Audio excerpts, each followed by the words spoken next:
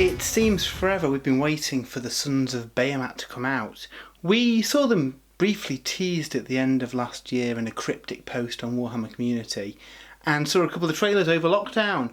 But today, the Sons of Behemat Battletome, along with the Mega-Gargant kit, are finally up for pre-order, and we were lucky enough to get our hands on the brand new Battletome and the awesome new kit to take a look at them and see what is in store for the Gargants of the Mortal Realms. So the Sons of Behemat, if you don't know, are an army of giants for Age of Sigmar. They take both the existing, what was known as the Mega-Gargant, along with 3 new varieties of Mega-Gargant, all built using the new kit that is also up for pre-order today.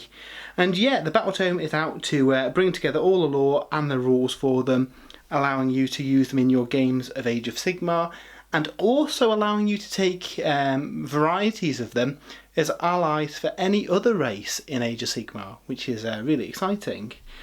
So yeah, this is quite a slim looking book. I mean, at the end of the day, it's only got 4 different profiles in for the 3 Mega-Gargants, plus the basic Gargants that the Sons of Behemat can take. But yeah, it is really cool, filled with lots of new lore and name generation charts and loads of fun stuff. So let's have a look inside and see what we get. So as we've got in a lot of the Age of Sigmar books, we get a nice bit of flavour text at the start, setting the scene. And essentially, the giants were always, loud, loutish, ale-guzzling monsters who didn't really get too involved with the affairs of other people. And since the destruction of Behemat by Sigmar, after he was corrupted by Archaon, the giants are a little bit more active now. They're growing larger, they're on the prowls, and they're forming packs of giants that are up to no good. And the book takes you through the background of this. It's really nice to see, new lore and new information in the Age of Sigmar. And since the 2nd edition of the game, I think the guys have done really well with expanding that. I think one of the criticisms of Age of Sigmar when it first came out is that there wasn't much background and lore and stories and narrative. And yeah, certainly since the 2nd edition of the game's come out, they've really built on this and expanded what we know about the Mortal Realms. And yeah, this book does this. It tells us all about the different Gargants, their various gods. They worship an aspect of Gorka Morka, more precisely Gorka Morka's feet. One being stompy but kicky, and the other being kicky but stompy. These are important life lessons that we learn from these gods. And yet we learn about Behemat and the events that have led up to this new era where the giants are getting a bit more active in the world. And as always, in these books there's loads of really great art. So we kind of learn a bit about Gargant oral history and how the various challenges that were put on Behemat have shaped the world, such as why dwarves are short. Critical things like this are learnt in the book as well, which is really, really fun. And yeah, it's a nice little kind of picture book element to this bit, which I really appreciate. We learn about Behemat himself and what happened during the Realm Gate Wars. And yeah, if you've not read those books, they were kind of like the first big, I suppose, narrative arc to Age of Sigmar. And yeah, we get a nice summary of what happened in here, which is really cool. We learn about where the giants are from in the realm of beasts, and yeah, how they go about their days. I mean, a lot of races are aware when a giant turns up. You tend to hear them stomping. I like to think Jurassic Park, where you've got the ripples in a glass of water, is probably what's going through the heads of a lot of people in the Mortal Realms when a tribe of giants is heading their ways. And yeah, it's really cool to find some background out about this. We get another nice map. Again, another thing they've added since the 2nd edition is lots of detailed maps so we can visualise the different realms. And yeah, it's what I'd really like to see is an atlas of the Mortal Realms. I think that'd be really cool with a lot of these locations listed on them. But yeah, we get quite a hefty lore section telling us about the Gargants and what they've been up to, which is much appreciated since these are essentially a new race. Obviously, we've had ale guzzlers in the past, but they've always been as allies, and like I said, they were always the kind of drunken, stupid giants wandering around. This fleshes them out a bit more into, yeah, angry tribes that are up to no good. A gathering of giants is called a catastrophe, which I absolutely love. Giants' vocabulary isn't good enough to call them a catastrophe, so they tend to refer to them as a stomp. And we see the form of the stomp. We've got the big heel, which is the leader, and then under the heel we've got his kind of gianty lieutenants, I suppose. And then the foot sloggers doing the brute of the fighting, and then finally towing the line, we have the Man-Crusher Gargants, which is the new name for the ale guzzlers. I really like this kind of like foot illusions on here, and yeah, you know, these guys worship a giant green foot, so I like that that's kind of reflected in the structure of their forces. And yeah, this kind of also mirrors the way they are in the army. You can have a couple of big giants and lots of little ones, or one big giant and 9 little ones, which is really fun. The giants, as they were back in the day when we had that original giant kit, are mercenaries and will sell out their services to the various forces in the mortal realms. So we learned a little bit about this and how they do that. We also learn about the 3 different types of Mega-Gargant. We've got the Kraken Eater, who tend to wander around the oceans, and they like stealing stuff essentially. They like to collect shiny loot and add it to their collection. We have got the War Stompers, who like nothing more than stomping around and smashing things in the face. They are your aggressive, typical angry giants, and they are really cool. And finally, we have the Gatebreaker Mega-Gargants. These are the siege specialists, if Gargants would refer to smashing a city as a siege and not just having a bit of a laugh. And yeah, they enjoy breaking down walls and destroying cities, and see the cities of mortals popping up around the realms as nothing but an outrage that needs to be knocked down to teach these puny little creatures a lesson. So yeah, some really fun stories in here as well, which nice bit of humour always was in the DNA of Warhammer Fantasy. So to have that again in Age of Sigmar is really nice to see. And then yeah, finally we have the Man-Crusher Gargants. These are the classic giants from the classic giant kit, and as we'll see in a bit, these are units in your games as well, which is really cool. So then as ever, we get some beautiful photographs and artwork depicting the various models in the race. How cool do they look? I know there's been some grumbles online around the price of the giant, but you can't deny it is an absolutely gorgeous kit. We have done an unboxing of this as well, so if you check the description, I'll link in that video as well, because yeah, it's a hefty kit and loads of parts, so well worth a look at. But yeah, there's our mate the Kraken Eater with all his nautical vibes, and the War Stomping. It's worth mentioning they've done some cool design tricks on these models. So something that Disney do in their castles, make it smaller at the top than it is at the bottom, and it gives the illusion of the model being bigger than it is. And you know, it's a pretty big model as it is anyway, but nice little optical illusions like that to kind of give it some more size. I also think they've done a really good job of making the different builds of giants look unique. The core body and legs are the same, but they've got different feet and different arms and heads, turned in different ways that break up the outline of the model. So I know that when the Imperial Knight kit came out, one of the criticisms was that it was always kind of stood walking in that same pose. I think they've tried to avoid this here by breaking up the outline of the Mega-Gargant, making them look a little bit different in pose, which is really good. Obviously we've got the Man-Crushers. They are an old kit now, but still look really good. I built a couple of these recently and they still stand up. It's worth mentioning as well, you get enough parts spare in the Mega-Gargant kit that you could easily use them to customise the rest of your Gargant force to make them all look different. Let me see an example army. Now, this example army is about 2,500 points. At 2,000 points you can fit 3 big giants in a pack of 3 little ones.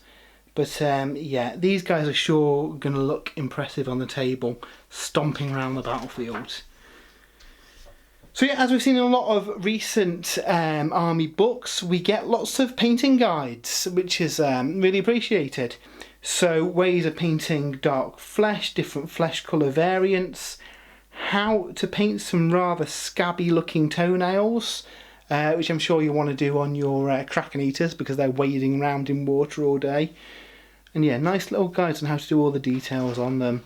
There's a mixture of contrast paints and classic paints here, giving you lots of options on how to paint your Mega-Gargant, which I think is a really nice touch. I do always enjoy the painting guides they put in these.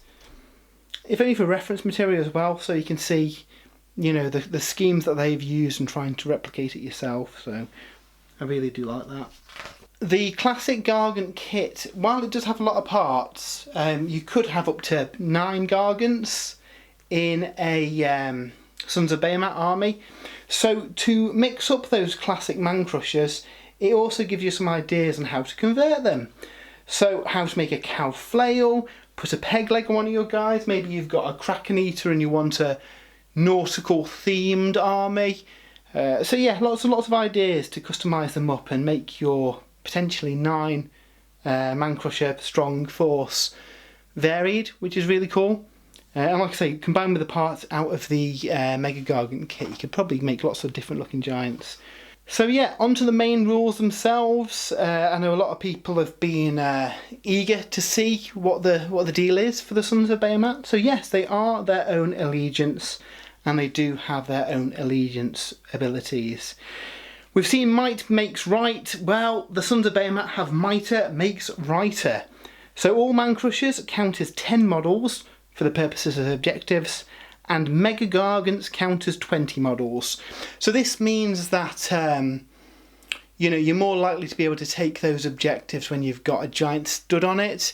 It's something that we saw in the Ogre book, and again works really well here.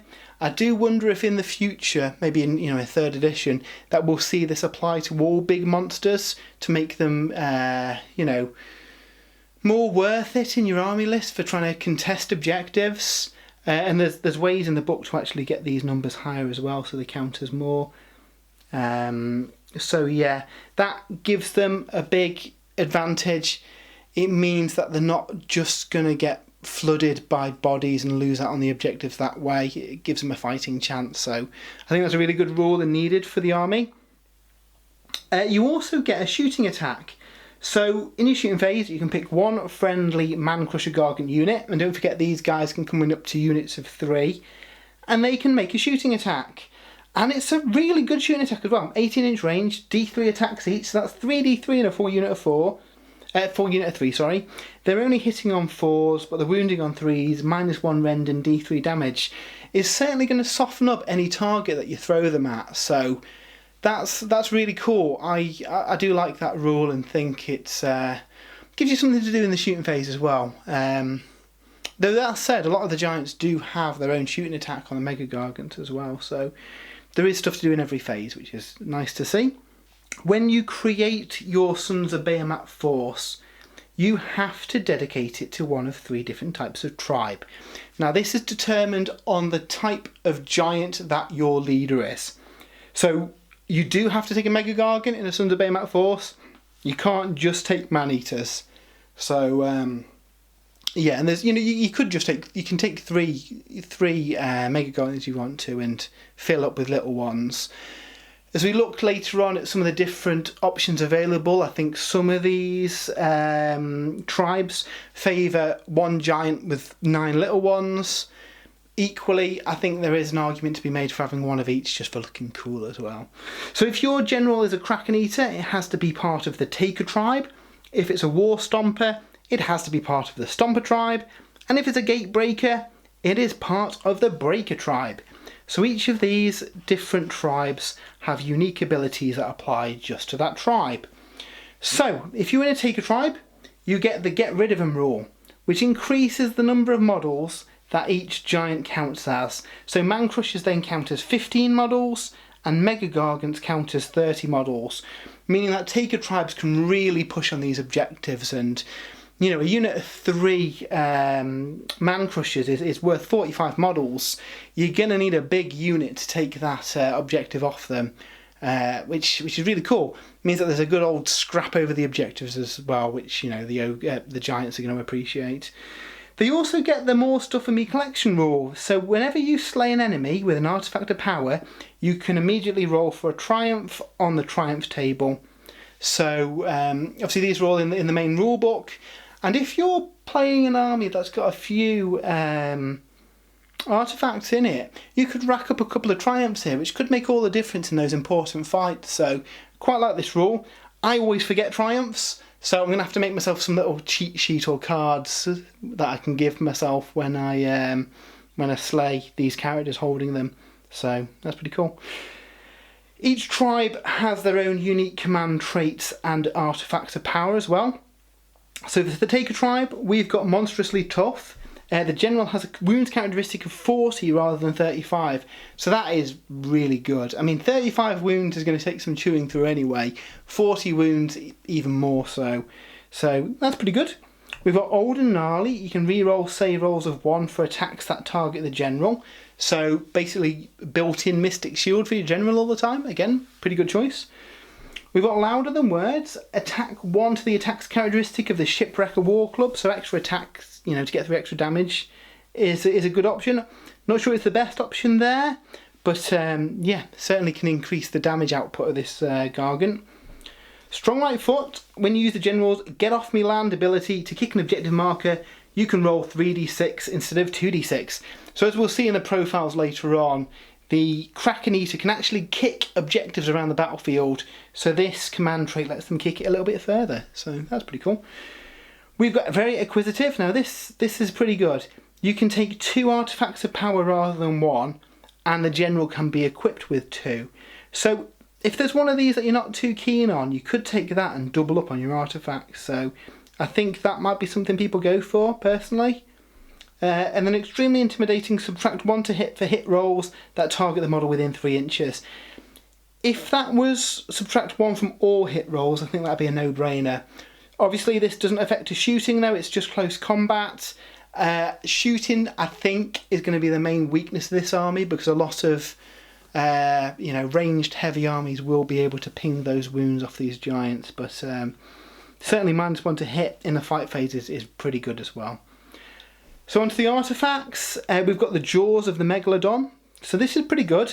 Once per phase you can reroll 1 hit or 1 wound roll, or you can reroll 1 save roll. So yeah, pretty good. I'd probably keep that for those high damage attacks that you want to try and get through.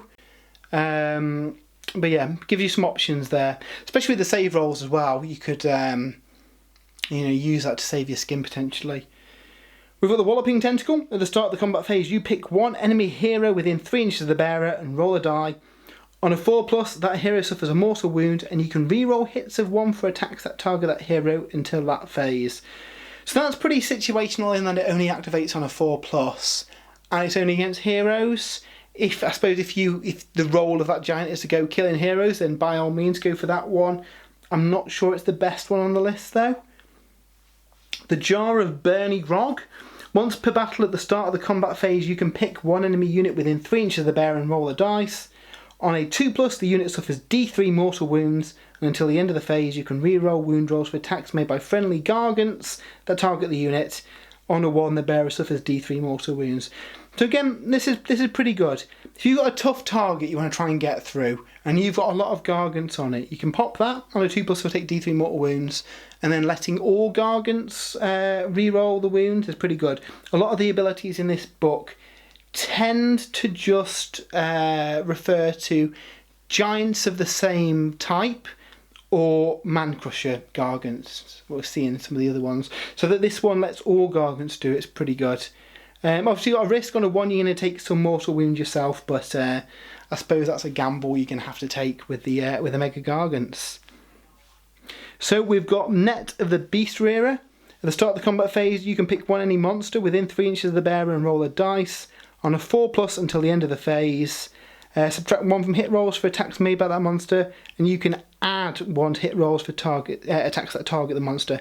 So that's pretty good in that it's obviously going to stop you from getting hit by monsters, and it makes you more likely to hit the monsters. I think that's probably better than the hero one, because you get a lot of heroes that are riding monsters anyway, the kind of stuff that the giants are going to go after. So yeah, I think that's a pretty good pick. We've got the Glowy Lantern. This is an interesting one. It essentially turns you into a wizard. So you can cast 1 spell and you can unbind 1 spell. You only know Arcane Bolt and Mystic Shield, but that does mean if you've got points you could potentially throw an endless spell in your list. Now, based on the cost of the giants, you're not going to be able to get an expensive endless spell in there, but it gives you options, and of course, you know, the realm spell might be useful, so I think that's a pretty good pick, especially if you take the very acquisitive command trait. Being able to make him a wizard and give him another artifact, I think, is a pretty good shout, and probably what I'd go for if I took a Taker tribe. And then yeah, the Kraken Skin Sandals. This is a really good choice as well. So the Almighty Stomp has an attacks characteristic of 3 instead of 2, a rend characteristic of -3 instead of -2, and a damage characteristic of 3 instead of D3. So this makes that attack a lot more reliable, and you know it's doing flat 3 damage at -3 rend. Yeah, that's pretty good. That's pretty good. I like that one. I think what I'd probably go for here is very acquisitive and take those last 2 artifacts of power. Gives you a little bit of magic resistance. I know you can only unbind 1 spell, but it could help out. And yeah, it gives you a bit more reliable damage, because there is a lot of spiky, you know, D6 damage and the like in that book. So being able to get some reliable damage through is a big help. So the next tribe that we have are the Stomper tribe. These are armies led by a War Stomper. And these seem to benefit having a big pack of man crushers with them. So of all of them, I think this is the one that most benefits from having a single War Stomper and then 9 man crushers to really maximise on what it does. So their main kind of trait that they get: add 1 to the damage inflicted by each successful attack made by a friendly man crusher Gargant that targets a unit with 10 or more models, and add 2 damage when it is a unit with 20 or more models. So that really increases the damage output of those man crushers. And yeah, in relatively large numbers of man crushers will cause some serious hurt with that extra damage stacked on top of them. The War Stomper also gets big shouts. So these are essentially special command traits. He can only use these ones. He can't use any of the kind of generic command traits, but they're all geared towards man crusher Gargants. So get a move on you slackers. Use it at the start of your movement phase. It lets your man crusher run 6 inches essentially. So grab those rocks and chuck them at something. That's really good as well in your shooting phase. So where the chuck rocks rule only lets you pick a single unit of man crusher Gargants, this lets all man crusher Gargants within 18 inches chuck some rocks. So yeah, again, really good for pouring on that damage with the man crushers. Or you charge. Lets you reroll charges for all friendly man crushers within 18 inches. Again, if you want to try and get those long charges in. Stop mucking around and hit them. Lets you reroll hits of 1 for attacks made by friendly man crusher Gargants. Again, really good. Watch your backs, you Gormless lot. Let you reroll save rolls of 1 for friendly man crusher Gargants. And where do you think you're going? You do not have to take battle shock tests for man crusher Gargants within 18 inches. So yeah, some really good kind of specialist command traits that affect the man crushers. Bravery is going to be an interesting one, because I think that off the top of my head they're only bravery 7. So if you lose 1 and there's some bravery shenanigans at play, obviously the Lumineth have that. Nighthaunt, Slanesh, off the top of my head, can do some bravery modifiers. You could get into the dangerous position where you lose a single man crusher and the unit wipes. So being able to stop that with a bit of an anti-battle shock aura is really handy. But there's other stuff in this section that may counter that as well. So onto the command traits themselves. Monstrously Tough, again, gives them a wounds characteristic of 40. Old and Gnarly, again, lets him reroll saves of 1. Louder Than Words increases 1 to the attack characteristic of his Boulder Club, again, pouring some more damage on. Inescapable Grip, when you use the General's Hurled Body ability, you can reroll the dice that determines if the target is slain and thrown. So essentially, we'll see in the profile in a bit, but they have a rule where they can pick up a target and throw it at another target, killing both in the process if it goes off, so that makes that a little bit more reliable. Very Shouty, if the General's on the battlefield at the start of the first battle round, you receive D3 extra command points. That's pretty good, especially if you've got him with 9 Man Crushers and you want to make use of these, these command abilities in the first turn. Definitely gives you a bit of a head start there. And then Eager for the Fight, you can attempt to charge with the General if he's within 18 inches and you roll 3d6. So again, if you want to do those long ball charges. For the War Stomper, I'd probably give him the command points to be fair. Because I think he'll make more use of that than the other ones. Onto the artifacts, you get 3 of them. You've got the Ironworld Cestus, so you can reroll save rolls for attacks that target the bearer. In addition, if the rerolled save is an unmodified 6, and the attack was made by a melee weapon, the attacking unit suffers 1 mortal wound. So that's really good. Bouncing back the wounds on a 6 and letting you reroll your saves.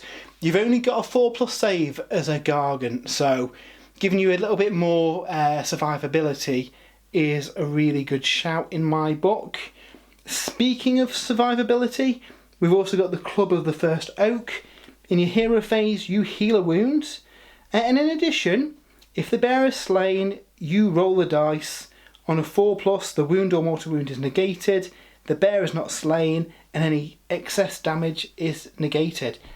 That is really, really good. Obviously you've got a 50-50 chance of it going off, but it isn't like the first time he's slain, it's just when he's slain. So I don't know if that's going to get FAQ'd maybe, but as written at the moment, every time that giant would get slain on a 4+, he doesn't. So, get the guy down to 1 wound. It doesn't matter if you do a massive attack that does a load of damage to him. He negates the rest of it if you roll that 4+. And he's healing a wound every turn, which is building it back up again. Yeah, I really like this one. I think that's probably my choice for the War Stomper. If you wanted to make a really hard to kill War Stomper, you could also give him the trait where he's got 40 wounds as well, meaning this guy isn't going down. Yeah, I really like that one. And then we've got the Mantle of the Destroyer. This is also really good as it kind of combines a few of these battle traits. So friendly Gargants have a bravery of 10 while they're within 12 inches. And you can reroll charge rolls for all friendly Gargants that are within 12 as well. Again, really like that one. Because it's Gargants as well, that will work in a kind of mixed army where you've got a few Mega-Gargants and a couple of Man Crusher Gargants. So, yeah, all the choices for the War Stomper are really good. I'm torn. I'd probably go for the Club or the Mantle myself. Bravery does concern me a little bit, so I am kind of leaning towards that, but I really like the concept of your unkillable War Stomper smashing face. So yeah, some really cool stuff. And finally, from the 3 tribes, we have the Breaker tribe. So these are the guys who are going around smashing down buildings, smashing down forts, and that is reflected in their battle traits as well. So they add 1 to the damage inflicted by each successful attack made by a friendly Man Crusher where the target is in a garrison or a terrain feature. So again, that's a bit specialist. It's only going to be in those units that are in cover already. So arguably not quite as strong as the Stomper ability of just increasing their damage on units with 10 or 20 models. But against some armies, and some armies do rely quite heavily on scenery. Sylvaneth, for example, these guys will be pouring insane damage on them. Any units, say Caradrons, that are garrisoned inside the sky vessels will also be affected by that. So throw some Gargants at the ship and attack the stuff inside. Yeah, pretty good. What's really good though is the fact that the Man Crusher Gargants can destroy scenery in the combat phase. So you roll the dice and add the number of models in the unit. If it equals to 7 or more, you destroy the scenery piece, it is reduced to rubble. Simple as that. So obviously you can take these in units of 3s, so on a full strength unit that's a 50-50 chance of just destroying a scenery piece. So you don't like that Bone Tithe Nexus, just wander the Man-Crusher Gargants up and on a 4+, you will destroy it and it doesn't have any of its rules. Now there are better ways of doing that with one of the Mega-Gargants later in the book that we'll look at, but being able to do that just on your little units of giants is really good as well. So you also get a Fierce Loathing ability. So this is another kind of passive buff that affects all your Gatebreaker Gargants and your Man-Crusher Gargants. So if you took a Gatebreaker and all Man-Crushers, it affect everyone. Obviously if you took any of the other 2 Man-Crushers, this rule wouldn't affect them. So that's where I think a lot of the strong lists will see 1 or 2 Mega-Gargants and then fill in with the little ones. So the first one they can roll is Bossy Pants and Clever Clogs. Add 1 to hit for wizards and heroes, which is cool. Idiots with Flags, the same against units with totems or any command models. Shinians, so this is +1 to hit for any units with a save of 1+, 2+, 3+, or 4+, that isn't a hero or monster. So that one's a bit more specialist, but essentially those elite units with a decent save, they get a +1 to hit, which is cool. Crowds, same ability but with units with 20 or more models. Wannabes, target specifically war machines and monsters. And piggybackers, essentially anything with a mount that isn't a monster, so yeah, all your cavalry, stuff like that. So nice little selection of stuff, and they're all +1 to hit, which is really handy. Just makes those attacks a bit more successful for you. Onto the command traits, again we've got the same one that increases their wounds characteristic to 40, and again with the reroll saves of 1. Louder Than Words increases the Fort Crusher Flail's attacks by 2, that's pretty good. Extremely Bitter is really good as well. You get to roll twice on this table. The first result will apply for everyone, the second result will apply just for your general. If you roll the same one twice you get to re-roll, so that's pretty good. Gives you an extra buff for your hero. Smasher lets you re-roll the dice for the Smash Down ability. So this is the rule that we'll see in a bit that lets the Gatebreaker smash down scenery themselves. And to be fair, they're pretty good at it anyway, so being able to re-roll that makes it a given really that you're going to take down a scenery piece. And then Seize Red, yeah, if they are near a terrain feature, the degraded profile doesn't count. They look on the kind of no wound suffered line on the profile. Again, making them better in a fight if they're near a scenery piece. Worth noting that when you destroy the scenery pieces, it still has the scenery keyword and it has the rubble keyword, so you can still key off that ability even if you're standing next to a destroyed piece, which is really good. So if you've got a faction specific scenery piece in their deployment zone, you wander your Gatebreaker up there, smash it down, and then he's got a nice little 9-inch bubble around that where he is treated as if he suffered 0 wounds, so that's pretty cool. For the artifacts, for the Breaker tribes, you've got the Enchanted Portcullis. This one's really good. You ignore wounds or mortal wounds on a 6. So this is really the only wound shrug ability that exists in the book. Again, makes your giants more reliable. Combined it with the 40 wounds to have a really hard to kill giant. You've got the Great Rex. If the unmodified hit roll for an attack made with the bearer's Fort Crusher Flail is a 6, that attack inflicts 1 mortal wound in addition to any other normal damage, and it lets you add 1 to your smash down ability. So again, makes him more reliable for smashing down buildings. He's pretty good at that anyway, so I don't think I'd go for that one myself. And then the Kingslaughter Cowl, you can reroll wounds of 1 for attacks made by the bearer that target a hero. In addition, you can reroll attacks that target a general. Out of those, I'd probably go for the Portcullis for the wound shrug. I think that's a pretty important thing to have. Okay, as we often see in the Battletomes as well, we get a battle plan built around the giants, which is encouraging you to use a variety of different giants to get victory points for the Behemat side, while the defender is trying to fight them off, and they get a bonus for killing Mega-Gargants. So yeah, pretty cool mission. I do like that they still print these specific battle plans. Adds a bit of variety to your games and gives you something narrative to add to a campaign as well. Something really fun that we get in the book is name generators for each of the tribes. So you can name each and every one of your Gargants, which is really fun. So you'll get 3 different charts that you can roll off on a D3, and then each chart has got a D6 to generate it. So you've got a first name, a last name, and a quirk. These have got no in-game benefits. These are just for fun, and I will definitely be using them because I think that's quite fun, having names and personalities for your Gargants as they stomp around doing Garganty stuff. So I really like that. And you get it for the Taker tribe, you get it for the Stomper tribe, and you get it for the Breaker tribe. So yeah, you know, really cool stuff. Like, who doesn't want to face Big Gorg the Bellcracker, who's very, very drunk? So yeah, nice little fun thing, and I hope we see more kind of name generators and stuff like that in the future, because I think it's a nice little touch.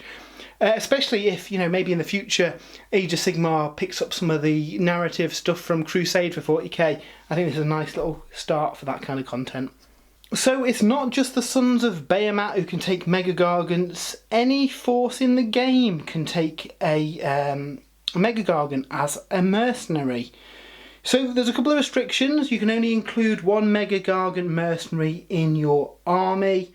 It doesn't count towards the number of battle line units, but it does count between your leader and Behemoth choices. So obviously Behemoth choices are in scarce supply, so it will take one of those, and again for your leaders as well. There is a downside to taking a mercenary in that your first hero phase you do not receive a command point. So if you're an army that relies on those command points, you're probably best getting another way of getting those into your army just to make up for that. But yeah, essentially they get a specific named Mega-Gargant with an additional rule that just applies as he's a mercenary. Obviously you're going to lose out on a load of the Sons of Behemat specific rules earlier in the book, but it gives you a big stompy giant to smash your foes with. It's also worth mentioning that the different types of Mega-Gargant are restricted by Grand Alliance. So all of them can be taken by destruction because, yeah, they often ally with the orcs, the Uruks. So yeah, there's no restrictions there. For the other Grand Alliances, it's a specific one that they go with. So we've got Bundo Whalebiter, who's a Kraken Eater. He can only be taken by order and destruction. He gets an additional rule. At the start of the combat phase, you can say he'll be uncannily caring. If you do, he fights at the end of the phase, but you can re-roll hit rolls. That's pretty good, because you can probably weather the damage of what's attacking you in most circumstances, and then yeah, hit back with re-rolls on your hits. So that's pretty fun. You get One-Eyed Gunnock War Stomper Mercenary. He can be taken by Chaos and Destruction. And he gets Shake the Earth, so you can reroll hits of 1 for jump up and down attacks made by the model. In addition, he subtracts 1 to hit for attacks made by enemy models within 6 inches if he's done his jump up and down earlier in the phase. So if he goes in first, fights, does his jump up and down, 6-inch bubble where all enemy models are -1 to hit. So that's pretty good. And then finally, we have got Big Drog Fort Kicker, Gatebreaker Mercenary. He can be taken by destruction and death. And his special rule: at the end of the combat phase, you can pick 1 enemy unit within 3 inches of the model and roll a number of dice equal to the number of models from that unit that are within 3 inches. Each 6 does a mortal wound, so pretty good. Throw them against a big unit, roll a load of die, any 6s, kill some models, so pretty tasty. So onto the profiles themselves. Yeah, they're pretty good. 4+ save lets them down a little bit. It means it's going to be a lot harder to survive attacks. Outside of that one ability that we looked at earlier, there's no way of getting a wound shrug or an invulnerable save. So just bear in mind that even with 35 wounds, you have only got a 4+ save, so you're a little bit more fragile, if that makes sense. Again, only bravery 7 as well, so any rules that key off bravery, you've got to be a bit careful with. The Kraken Eater gets a ranged attack, hurled debris, 24-inch range on full profile, 3 attacks, hits on a 4, wounds on a 3, -1 rend and D3 damage. You've got a 50-50 chance of hitting, but it can get a few wounds off a unit that you're ready to stomp up. He has his almighty stomp with 2 attacks, hitting on a 3, wounding on a 3, -2 rend and D3 damage. We saw the upgrade for him that turns that into 3 attacks, -3 rend, 3 damage. With that upgrade, that's a pretty good ability, pretty reliable at getting some wounds through. He's got his Death Grip, only 1 attack, 3+ to hit, 2+ to wound, -3 rend, but D6 damage, potentially very powerful. Again, can be a little bit swingy with the D6 damage. And then he's got his Shipwrecker War Club, which gets 8 attacks at full profile, hitting on 3s, wounding on 3s, -2 rend and 2 damage. Now, I know a lot of people were disappointed in, the damage that some of these weapons do. Overall of his attacks, he can do a fair bit of damage, and he's going to be supported by other Gargants as well. I think you need to look at them as an army rather than one individual model. He gets some cool stuff though. So he can re-roll hits of 1 for his Stomp against monsters, which is pretty good, especially if you use the upgrade that makes the damage and the rend better. I think that's pretty good if you use him as a bit of a monster hunter. He has a crushing charge, so this is really cool. When he makes a charge, you roll a d6 on a 2+, the unit suffers d3 mortal wounds if it's a monster and d6 mortal wounds if it's not a monster. Meaning those impact hits at the start can do a fair bit of damage before the giant's even attacked. He can reroll hits of 1 for his Death Grip against a monster. That's pretty good. So Get Off Me Land, we mentioned earlier. If he has control of an objective in the hero phase, he can kick it 2d6 inches to a new location. So you could kick it towards some of the other models. You could kick it into a safe position that the enemy can't get into. You can't put it in a terrain feature. You can't put it within an inch of another objective. You can't put it within an inch of another model. But you could kick it towards your units to control it if you want to maybe force the enemy to come into your lines maybe. So that's pretty cool, and again there's a way of making that a 3d6 kick as well, so that's pretty fun. Longshanks is a really cool rule, so he can just pass over any models that have a wounds characteristic of 10 or less and any terrain features that are no more than 4 inches tall. So yeah, he can just wander over terrain, wander over units, he doesn't care. So that's a pretty cool rule, and that all the Mega-Gargants have this as well, so that makes them pretty good. Son of Behemat gives them a bit of immunity from auto-death spells, so Slayer of Kings, Nagash, people with nasty rules such as that, they will only suffer d6 mortal wounds instead of being slain. So again, makes them a bit more survivable, means that their 35 wounds go a little bit further. Stuff from Minet is another way of this Gargant piling on the wounds before he starts fighting. When he piles in, you pick up to d3 enemy models. If you can roll at least double their wounds characteristic, they are just slain. So against single wound targets, on a 2+ you've killed them, on 2 wound targets, on a 4+ you've killed them. So, combined with the mortal wounds he does when charging in against, say, a 1 wound infantry squad, you could potentially do 9 mortal wounds before he starts attacking. And, he's got some pretty good rules as well for getting some damage through after that. So, yeah, there's definitely a way of doing damage with these. In a throwback to Warhammer Fantasy, he also causes terror as well. So with this, he subtracts 1 from the bravery of enemy units. Combined with all the wounds that he's putting through, multiple giants fighting different targets should be able to force some morale checks, which is pretty good to try and thin down enemy units. And finally, in a throwback to Warhammer Fantasy, it falls over when it dies, so you and your opponent rolls off. The winner picks a point on the battlefield 5 inches away from the model, then each other unit within 3 inches of that suffers d3 mortal wounds. Mega-Gargants are immune to this, so if you have multiple Mega-Gargants standing next to each other, they are not going to be affected by a giant falling over.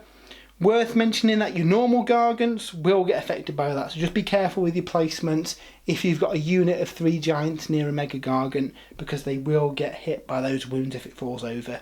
So next up we have got the War Stomper Mega-Gargant.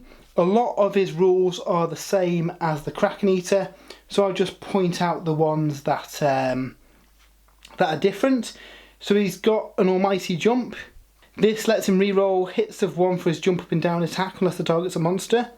So jump up and down, he's got 4 attacks, hitting on 3s, wounding on 3s, -2 rend, d3 damage. So similar to the almighty stomp that the the Kraken Eater's got, but more attacks. And yeah, reroll 1s to hit, which is pretty good. He also has the Titanic Boulder Club. Now this is an interesting weapon. You essentially count up all enemy models within 3 inches of the attacking model and then add the Titanic Boulder Club modifier. Up to a maximum of 10, this is how many attacks that you get. So against a big infantry squad, this guy's getting a load of attacks. As his profile degrades, that modifier drops down. But yeah, this guy's job is going in against big hordes and smashing them down, which is pretty cool. He also gets a kind of quasi shooting attack, I suppose, but it only happens in the combat phase. Doesn't have a ranged attack on his profile unlike the other Gargants. However, in the combat phase, you pick an enemy model within 3 inches and you roll a dice. You add the hurled body modifier, and if it is double the enemy's wounds characteristic, it's slain. So if we look at that, the highest you can get here is 8. So you could potentially kill, just kill a 4 wound model.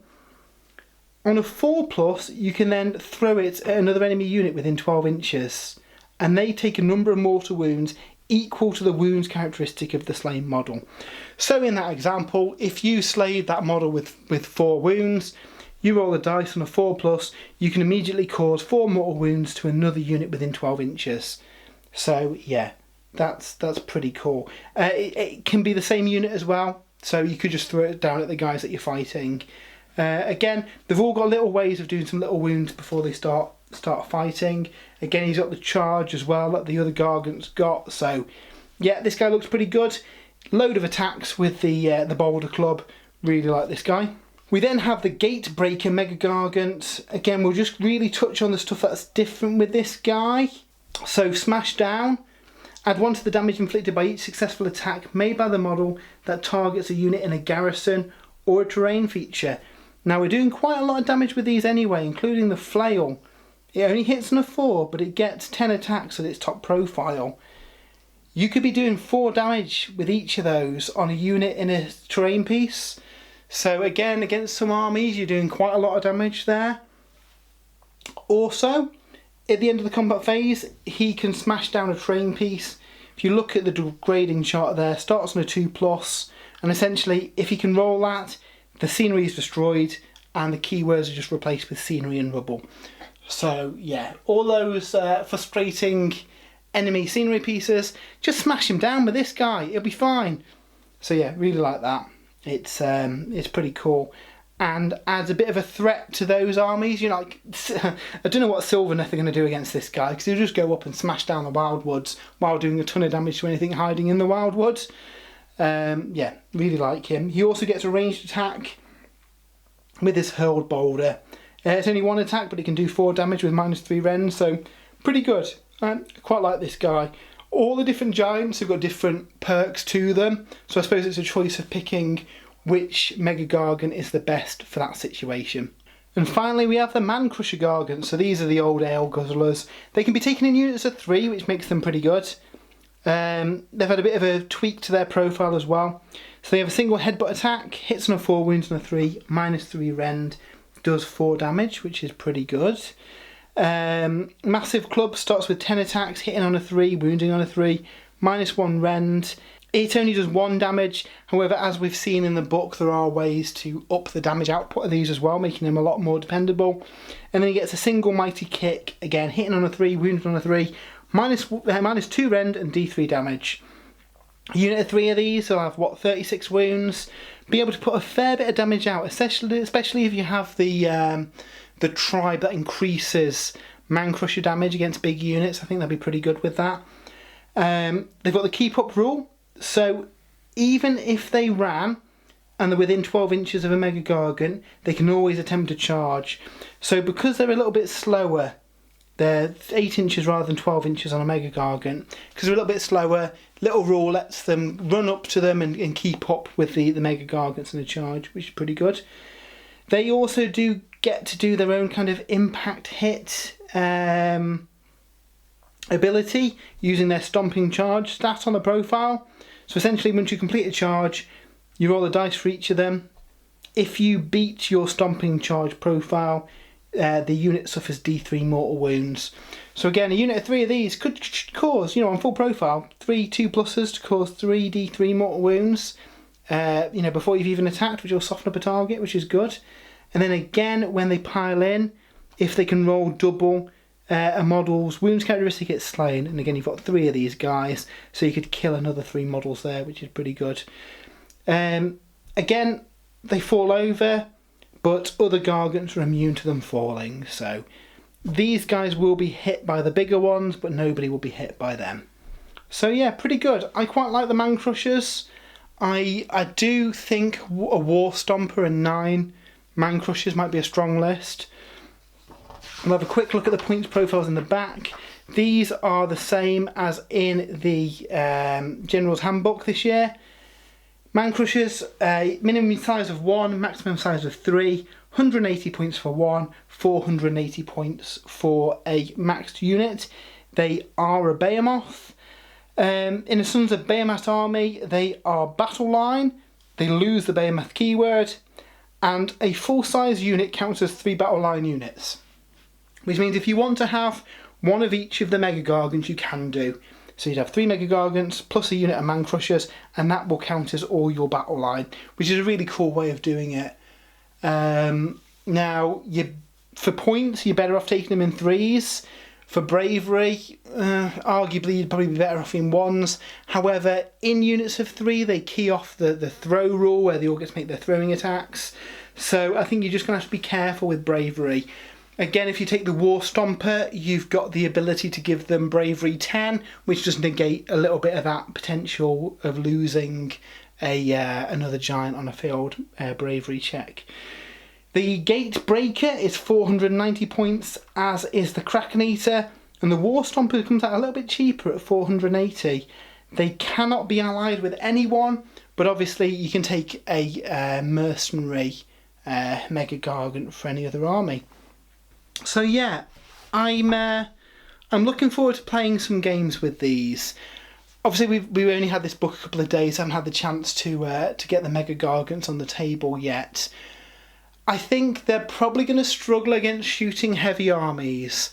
Caradrons, for example, I imagine would have no issues dealing with a Mega-Gargant. That said, they've got a lot of wounds. There's a way to give them a 6+ shrug. Jury's out on the best army list. I mean, I really like the Mega-Gargant model, so I'm probably going to build one of each. For a competitive game, I think I probably would go with the War Stomper, with the ability to give them Bravery 10 and all the different command abilities he gets to buff them up. I think that'll be a pretty strong list. Equally though, a list with 3 different types of Mega-Gargants. You've got, the option of breaking down scenery. You're able to kick around the objectives. You've got that War Stomper who's really strong, plus a unit of Gargants who can go off on objective duty and harass smaller units. So yeah, I think they'll be a fun army to play. I don't think they'll be top tier, winning all the tournaments kind of army, just because they've only got that 4+ save, and I think with Focus Fire you could probably reliably kill a Gargant. But yeah, I am interested to see how they perform in battle.